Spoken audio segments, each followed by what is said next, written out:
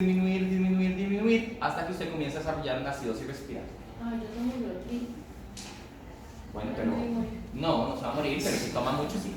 Entonces, el problema, y si lo combina con alcohol también.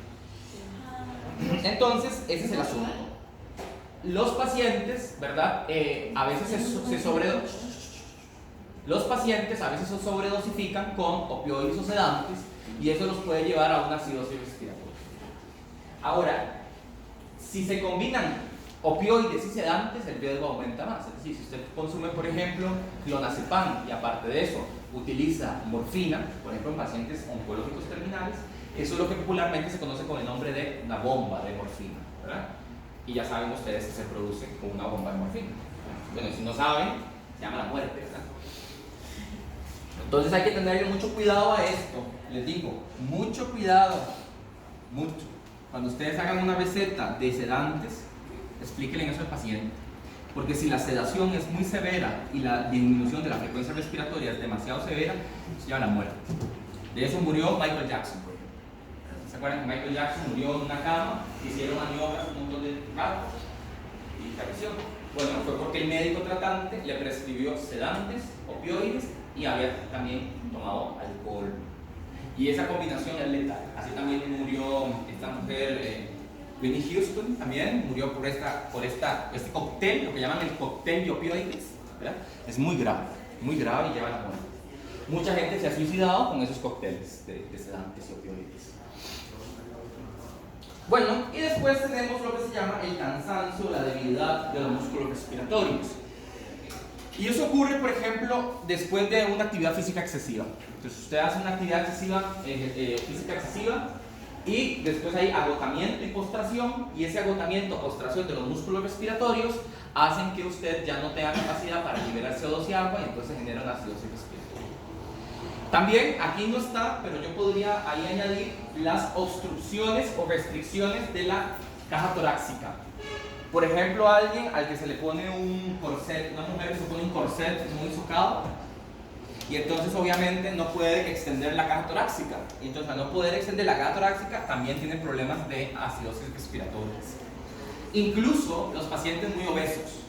La obesidad genera una restricción sobre la caja torácica. También podrían generar un trastorno ácido-base respiratorio. O por ejemplo un paciente que se encuentra inmovilizado dentro de un vehículo después de un accidente de tránsito. También, al haber compresión sobre la caja torácica, también puede haber problemas de eliminación del CO2. ¿Estamos? Esas son las causas de acidosis respiratorias.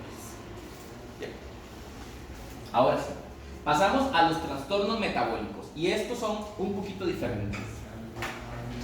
¿Qué es un trastorno ácido-base metabólico? Un trastorno ácido-base metabólico es aquel que se genera por los siguientes motivos. Aumento en la producción de un ácido. Esta piel que no va ahí, ¿verdad? Aumento en la producción de un ácido. Entonces, ya ahora estamos hablando de algo endógeno donde se produce más ácido. Aumento en la producción de una base.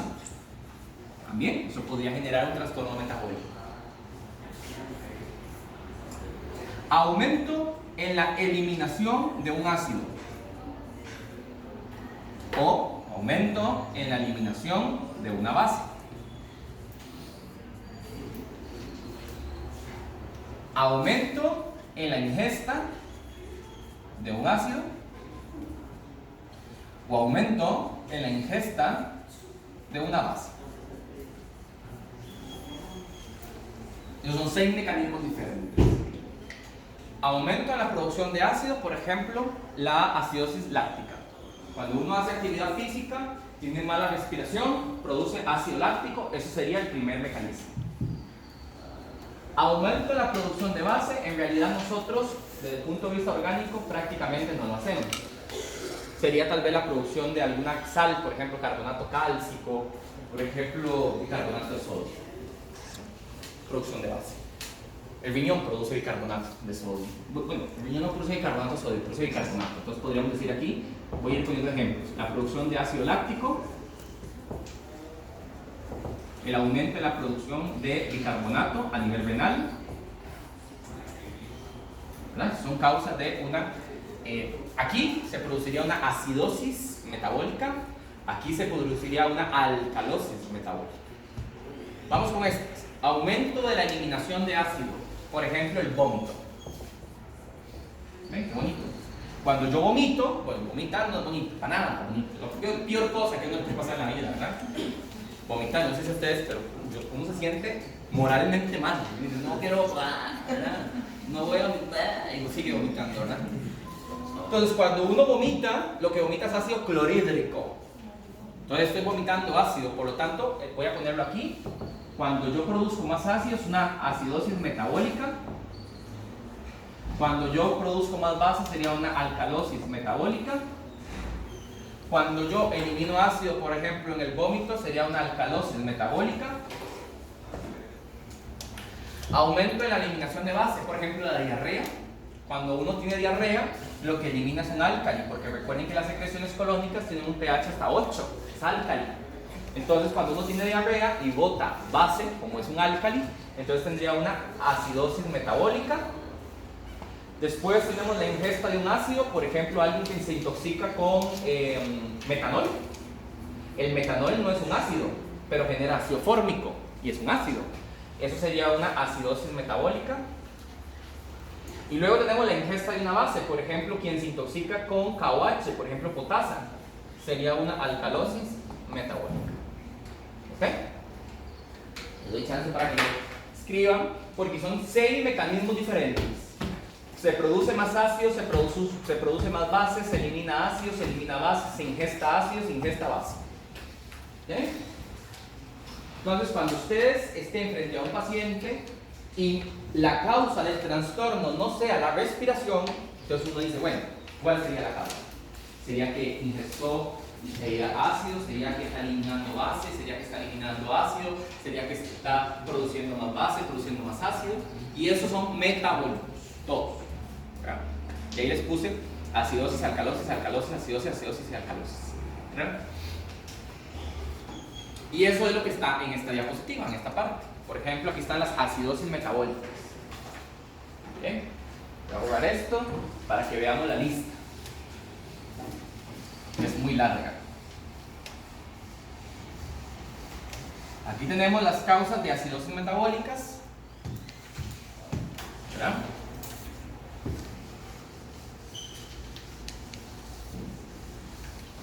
Y allá están las causas de alcalosis metabólicas. Acidosis metabólicas, ven que son un montón, es mucho más común. Las acidosis metabólicas son mucho más comunes que las alcalosis metabólicas. Y ahí tenemos las causas, por ejemplo, lo que les acabo de decir, el metanol. No porque el metanol sea un ácido, no, es porque el metabolismo del metanol produce ácido fórmico. Igual el alcohol produce ácido acético, que también es un ácido, entonces también ahí pueden poner metanol y etanol. La uremia, que son problemas a nivel renales,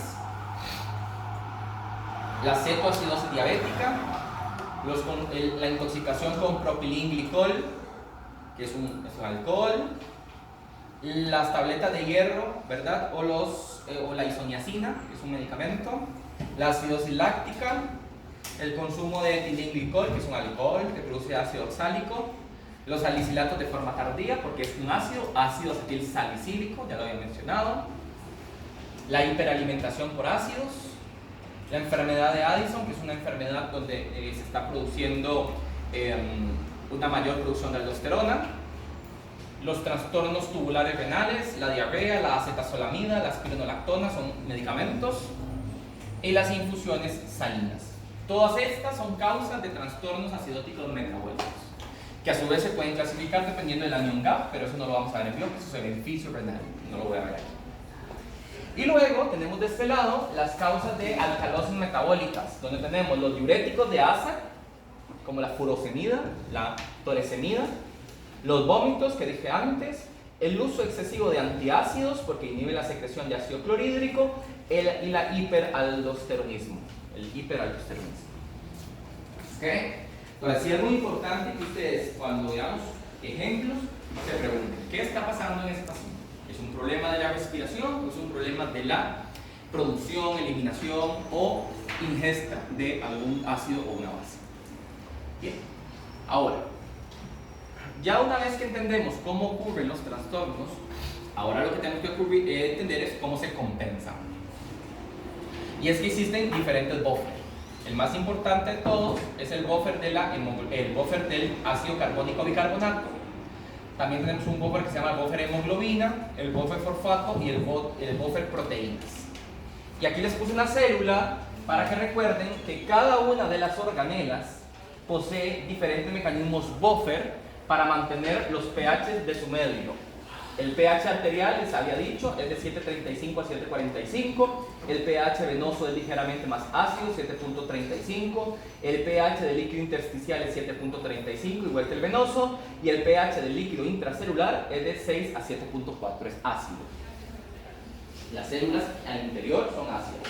Y si nos vamos a un lisosoma, ni que se diga. El pH de un lisosoma puede llegar a ser 4, ¿verdad? Mucho más ácido.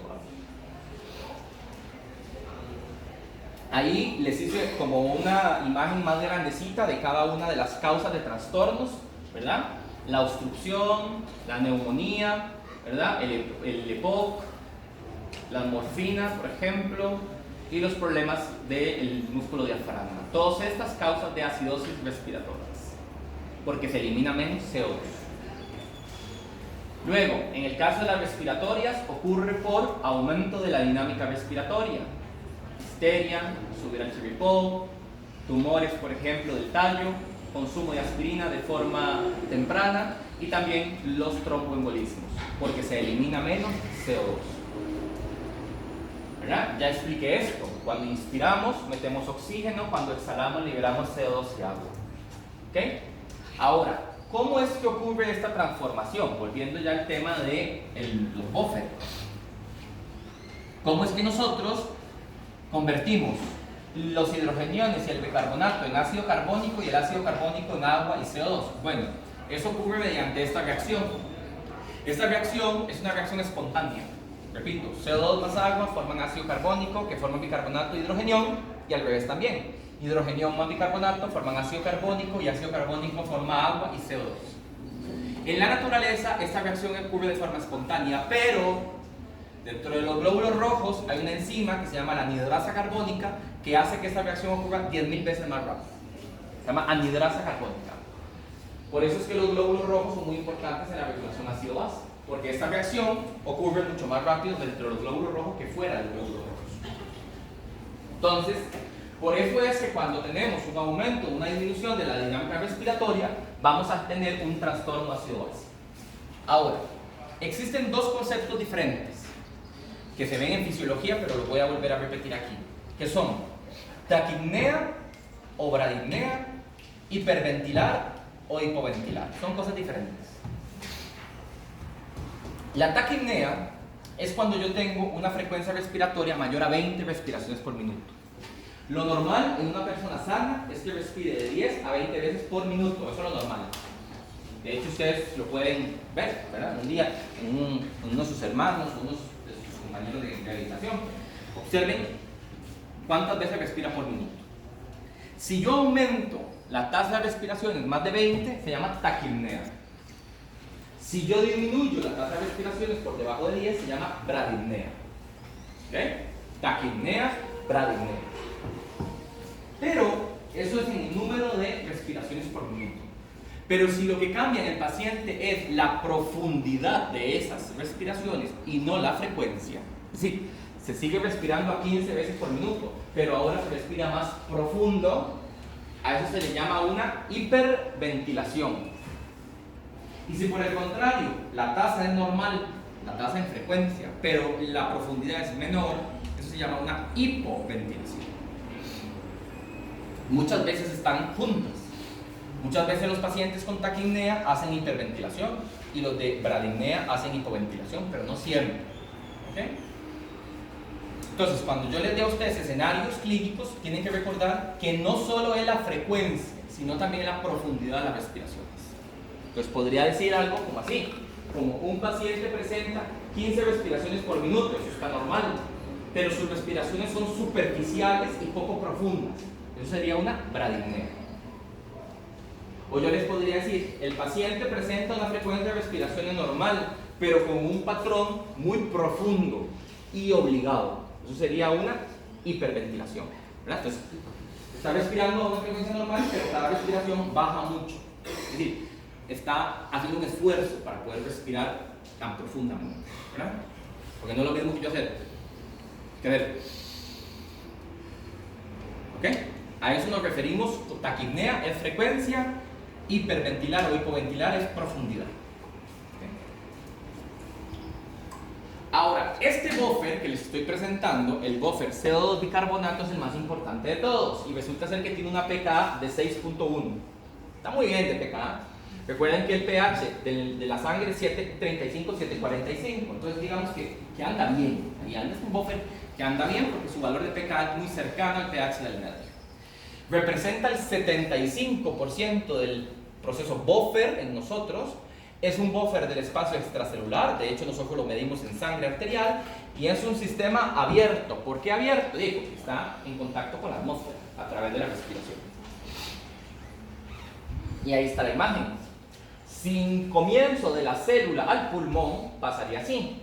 Los hidrogeniones producidos en el sistema más el bicarbonato forman ácido carbónico. Ácido carbónico se disocia a agua y CO2. Y agua y CO2 se eliminan a través de la expiración. Si me vengo del pulmón a la célula, lo digo así: CO2 más agua forman ácido carbónico. Ácido carbónico forman bicarbonato de hidrogeniones, como lo quieran ver, de afuera para adentro, de adentro para afuera. ¿Bien?